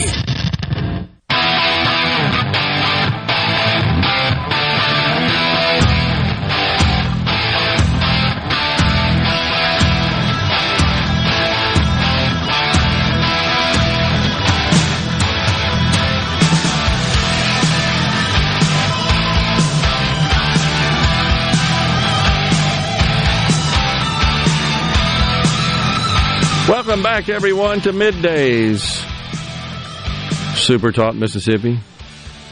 Rick in Gulfport said he saw the Go-Go's and at the Hot Club, HOTTKLUBB, in Dallas in the early 80s. Talked to their guitarist about dogs until the other members ran me off. I wish I had gotten to talk to Susanna Hoffs. She got better looking with time and developed her talents. Charlotte, I think it was Caffey was her name. I think you spell it Chaffee. I want to say it was Caffey. She actually made a record on her own as well. She was the bassist, I think. Really needed her bandmates to keep her out of trouble. Didn't work out so well. That's cool. Thanks for letting me know on that, Rick. Ben from Madison says, very interesting conversation. I may not agree with Mr. Young about a lot, but he seems genuine and well-spoken. I agree. Also, Ben from Madison says that Trump seemed low energy to me, and that I thought your analysis was spot on. Sometimes you have to call a spade a spade. Honestly, I think he was coached into being a little more reserved and staying out of the mud and avoiding, once again, hostile statements towards others. He did that. And yesterday we even said, I hope that he focuses on content, not that. So, I mean, I'll say that I was pleasantly surprised, honestly. Whether or not that's enough to overcome his resume to sweep him into office and, again, win those squishy few counties, it's crazy how it's worked out that way, but it just has. I don't know. My personal opinion is it's not. I think Rhino makes a great point. Is he willing to stand down on this the election was stolen narrative that, frankly, has been a key part of his conversation and his communication since then? Yeah, it's been been embedded in it. If you remove the feelings associated with that and just look at it objectively, it's hard to project your hopes and dreams and policy positions for the future if you're spending all your time and energy focused on the past. Yeah. I guess so. I think we need forward-looking candidates. By the way, Krista Tupelo was right. Susanna Hoffs was with the Bengals. Belinda Carlisle was the Go-Go's. Yeah. So I think Rick got it a little conflated. It's no big deal. I get it, though. But both girls bands from the 80s. That's the main thing. And very talented, very entertaining. Let's see here. Something else. Oh, Aaron from Madison says he must be referring to Benny Thompson when he said been up there 30 years and quite frankly is not doing his job. Yeah, I hear you, Aaron. And so the thing about not doing his job is that's subjective. And one person's not doing his job is another's. He's absolutely performing flawlessly. It's just unfortunate. That's because we can't agree on that stuff anymore. Why do they keep electing him? I don't know that you could claim it's election fraud. Is putting Benny Thompson in office? I don't think that's going on, honestly. It's a different evaluation. It's different criteria. Yeah, Thomas and Greenwood says much the same. The Mississippi Democratic Party, you mean the all Benny all the time party. That's all they're concerned with. Thomas also makes an interesting point. Who motivates Democrats to vote more, Trump or literally anyone else? I don't think there's any question that Trump, fueled by left-wing media, no doubt will energize the Democrat vote. I don't think there's any question. Now, I personally think the obsession with Trump and the deep contempt, disdain for Trump as a person is ridiculous, off the chart, and really unproductive, honestly. Tracking Rob Reiner on Twitter, it's gotten comical now. He's just so obsessed with it. And it's unproductive. It's meaningless, the crap he says out there. By the way, Mitch McConnell just reelected as the Senate Minority Leader. He fended off a challenge from Republican Senator from Florida, Rick Scott. So there you have that. My grievance with Mitch is that he tends to come from this old school next person in line attitude. I think that's a problem. He's made statements in the past election cycles that he and the money he controls from the party only goes to incumbents when an incumbent's in a race. It doesn't matter who the challenger is; they're not getting any help. I think that's a problem too. I don't think the Democrats operate that way. I think that's how we end up with folks in office for forever. It's hard to keep up with how the Democrats do things because they just keep changing their minds. That's true. Was it super delegates or whatever with Bernie versus Hillary? Yeah, forgot about that. Yeah, you're right about that. Forgot. Absolutely. Jeff says, and I agree with you, as we just have seen with this election, the past election, the Republicans need someone who can unite people and maybe get a few votes from people who may be sitting on the fence. His personality, in my view, is the cause for that. It's divisive in nature. Donald Trump's is. You've heard a lot of people. I think most people have privately heard people say, "Yeah, really don't care for the man that much as a person, but I do think that his policy views are spot on, and that's what we need."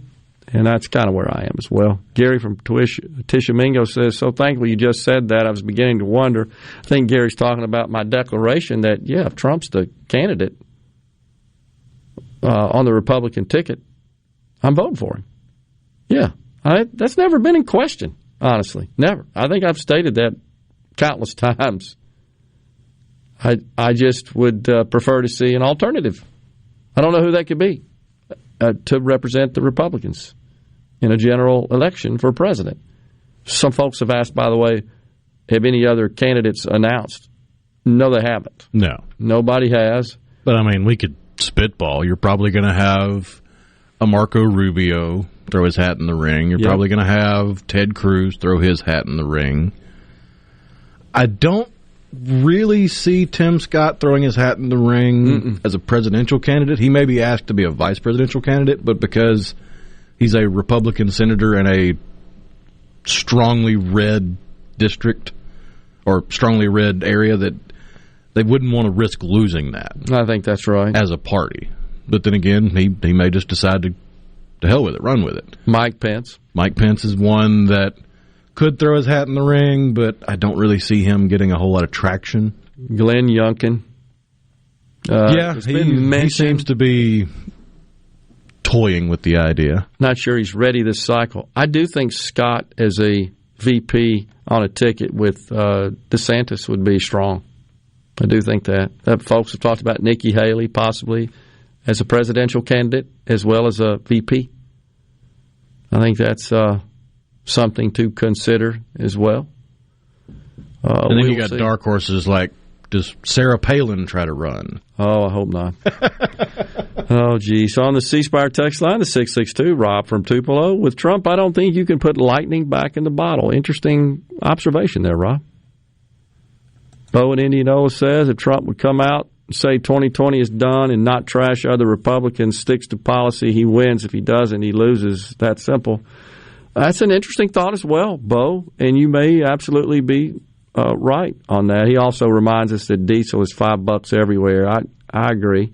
I know that. And again, I think somehow, Rhino, with the text, we got into this hair splitting about the price of gas based on Trump's comments. I was just simply trying to point out that many things he said last night were not totally true. That's all I was trying to say.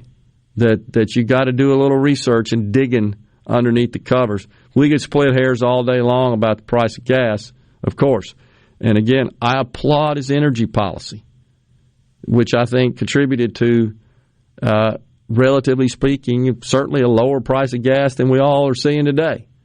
And I don't buy Joe Biden's nonsense that it's because of Putin. I don't buy that. I believe it's because of his policies, which are totally contradictory and diametrically opposed to Donald Trump's.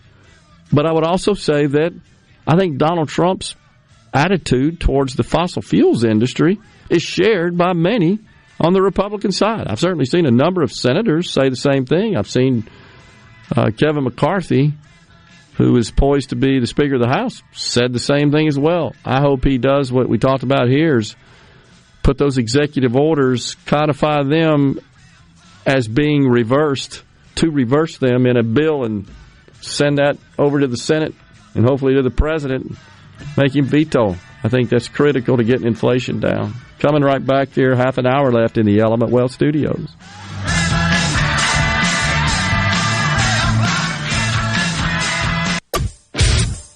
You're listening to Middays with Gerard Gibert, here on SuperTalk, Mississippi.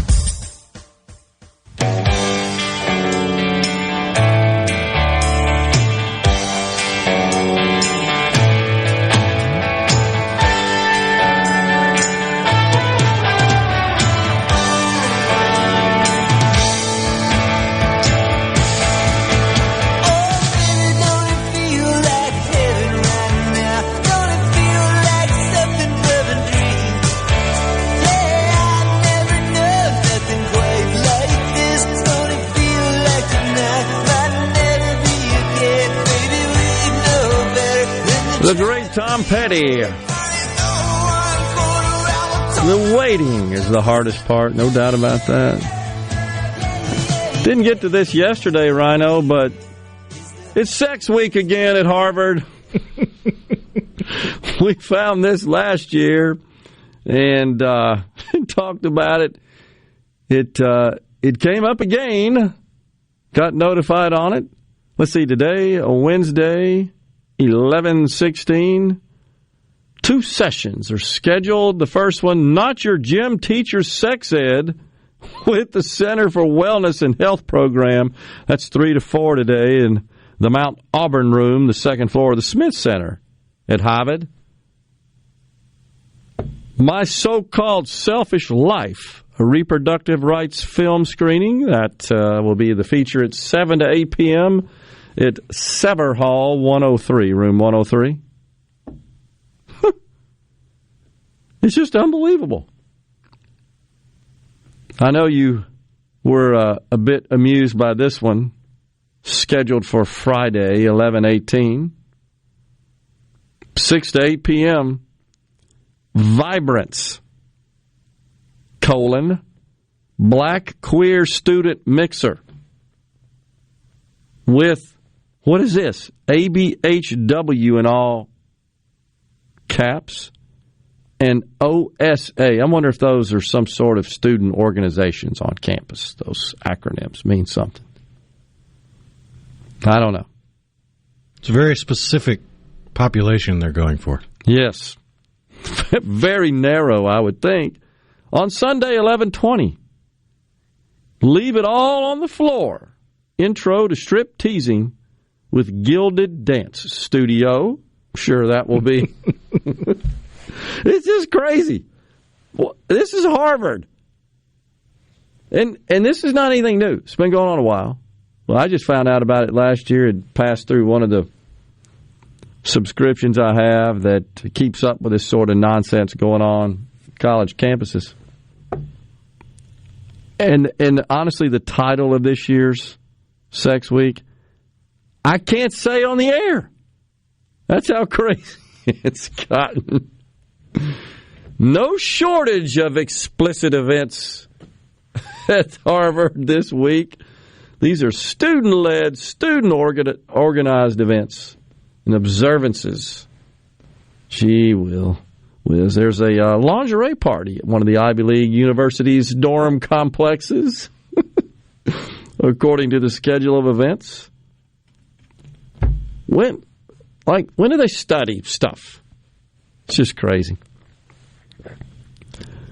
So, Casey says, I will certainly vote for Trump 2024. And I asked, in the primary, regardless of others in the field, she says, as of now, yes, he did what he said he would do. I trust him.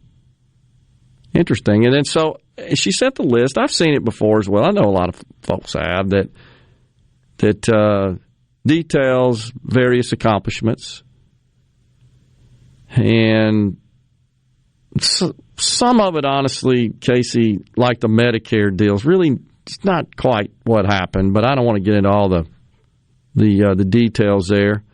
But no doubt, a lot of the stuff was good. Getting out of the job-killing Paris Climate Accord, I think that was crazy. Secured $700 billion in military funding in 7/16 for next year. So, okay, this is the issue. I suspect everybody listening, or I shouldn't say everybody, but most certainly who would describe themselves as fiscal conservatives, are you applauding that we're spending more money on the military? Because once again, it boils down to what is the role of government? Because spending more money on the military means increasing the deficit. Because we don't cut elsewhere, and the 70% of spending that is mandatory, we can't. Without 60 votes in the Senate. It's just on autopilot. The first continuing resolution coming up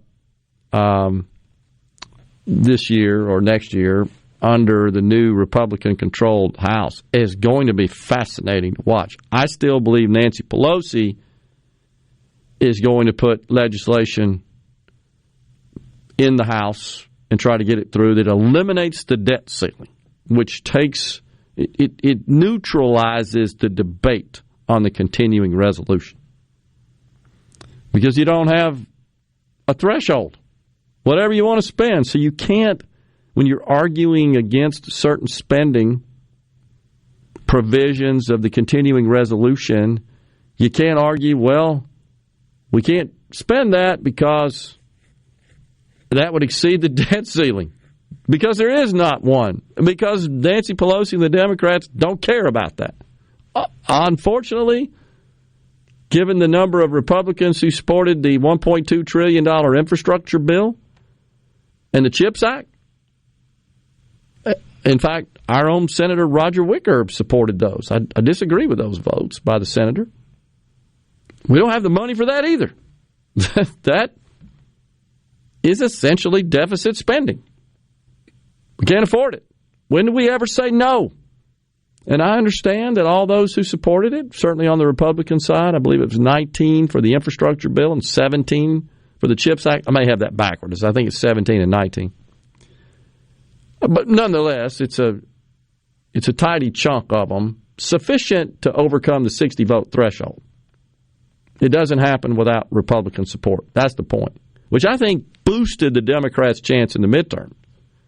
But as important, if not more important, is that it's just adding to the debt. We don't have this money. We don't ever say no. It's just a money machine with unlimited printing capability. It just would make, I think, show good faith to stand down and say, well, I can't support this unless we're cutting elsewhere, dollar for dollar, to make it all work out. We don't do that. Let's see. I like Tim Scott, says Jason. I'd vote for him. Rubio, Pence, too, over any Democrat or Trump. Maybe we can get a trained monkey to run, but back with all the policy advisors who quit Trump's administration, definitely bring back Sean Spicer. Ooh, that would be entertaining. Spicy. No doubt. Without a move of God, this republic is over. I don't know if it will be 6 months or 6 years, but it is done. I disagree, and I think our best days are ahead. I think that miring in pessimism. I don't know. I think I just found evidence that it is the end of the world. What's that? Spam has released a new flavor, limited edition for the holiday season. Spam? Okay. Yeah, you can only purchase it at spam.com, Amazon, or Walmart.com. It is the Spam limited edition figgy pudding. Okay. Flavor, spice, and everything nice is the tagline. So get your Spam-branded figgy pudding just in time for the holiday. Well, that, in fact, should be an Isn't indicator. that one of the signs of the apocalypse? I think so. Why not? Throw it in there with everything else. Yes, we do know. We did hear. Thank you, Gary Meridian, the person who stole the plane that was in Tupelo, first football game of the year, threatening to crash it into a Walmart, has died in federal custody. A young man. That's bizarre. Yeah, he was found unresponsive in his cell in Florida a little after lunch on Monday. Yeah. And then they tried to provide life-saving measures, but he was pronounced dead. Yeah. So, man, sad situation. It's still weird. I think I'm going to throw up on the C Spire text line. I don't think I've ever had figgy pudding, so I don't know if I would want my first experience to be Spam-branded figgy pudding. Tom and Carthage, Spam will last a very long time. It'd be a good thing to have in that bunker. Oh, gosh. Crazy. Go back to earlier in the day. I take my hat off to you, Gerard, for telling the truth. Lots of respect to you for doing so. Now it's on the people to decide. Really appreciate that. And I certainly, and I do appreciate that. I appreciate your sending that in. And look, it's, fine. Folks disagree. That's what we're here to do. We're just sharing our opinion, and you may disagree, and that's fine. Someone said, to the person who said that they may have to rethink their advertising with the company because of our unwillingness to unequivocally support Donald Trump. I hate to hear that. I hope they don't. I certainly don't want. He's got enough people in his inner circle pumping sunshine up his skirt. They don't need us. Apologize. I should say that. I don't apologize. I am disappointed. That's a better way to put it. Not apologizing for anything. I'm just speaking my mind, my opinion, and I do my best to back those up, substantiate those opinions with facts and logic. And I know other folks do the same. We may not agree. That's perfectly fine. That's what makes the world go round. Let's talk it through and let's get things done. Coming back, final segment, hour 3 on Middays. Stay with us. You're listening to Middays with Gerard here on SuperTalk Mississippi.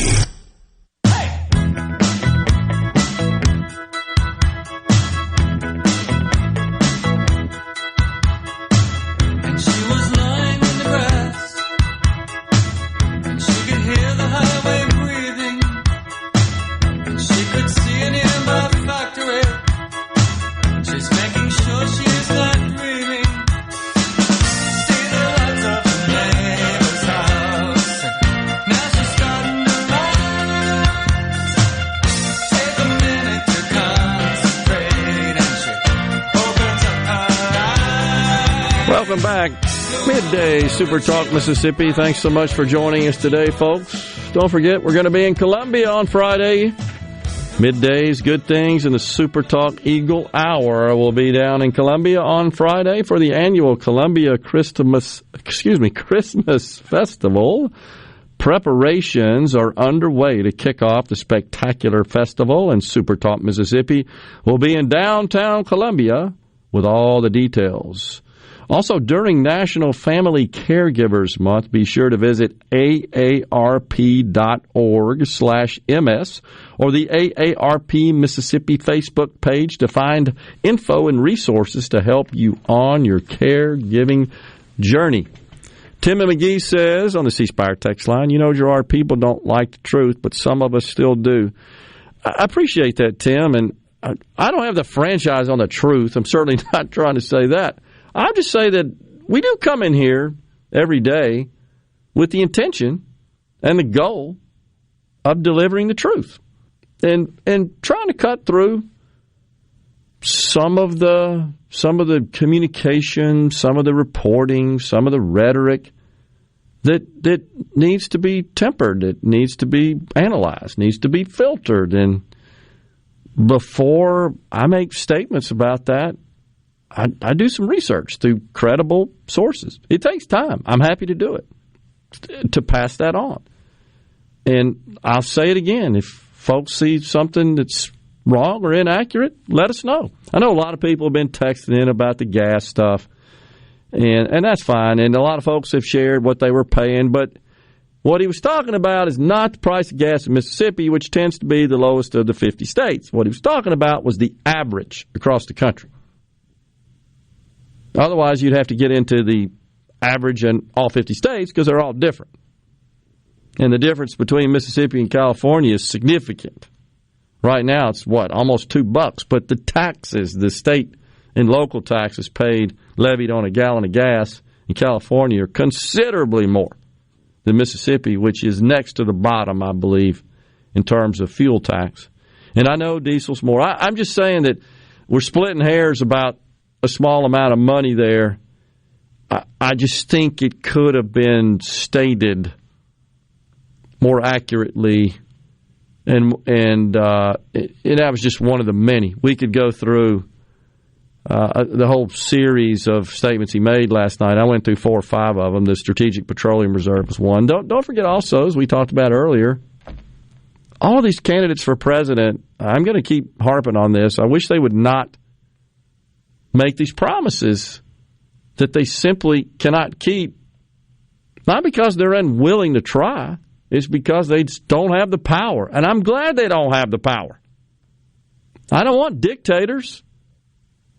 Heck, they've already pushed the envelope with these executive order nonsense. That's been going on. I think it's been abused to a great extent. And if you look at most of what Donald Trump accomplished, most of that was executive orders, honestly. The exception being the Tax Cuts and Jobs Act, which I fully supported, still a big fan of. And I'll point out again, the individual provisions of that bill, they expire at the end of 25, and we're setting the stage, I think, for a legislative battle on that, because the Democrats want to repeal them right now because all the tax cuts went to Trump's wealthy friends. Only they got them. And the corporations don't pay their fair share. We got to tax them. So I'd like to see that. If the Republicans are smart, they'd pass a bill, Rhino, in the House that makes them permanent. Even though it won't pass the Senate, Biden won't sign off on it, get them on the record. But then be prepared to show the math on that. Okay, that means when these things expire, I'd have those big old poster boards, they use on the easel in the chamber. This is under the Trump tax cuts. This is when they expire. Just some couple of typical examples, like we were doing here on the show with respect to the tax reform bills being proposed in Mississippi. I'd show that to the people. This is what the Democrats voted against. I think that's powerful. I think that would be a powerful message. Maybe they're listening. Maybe they'll do that. I don't know, but nobody's talking about it, and that stuff expires in 25, and we go back to the Obama era taxation, and I'm willing to say virtually everybody watching or listening right now paid a higher rate of taxes under Obama than they did after Trump passed the Tax Cuts and Jobs Act. Let's get it done, McCarthy. Make the Democrats go on the record on this. We're out of time here today, folks. We thank you so much for joining us. Really appreciate all the engagement on the text line as well. Back in the studio tomorrow. Until then, stay safe and God bless everyone.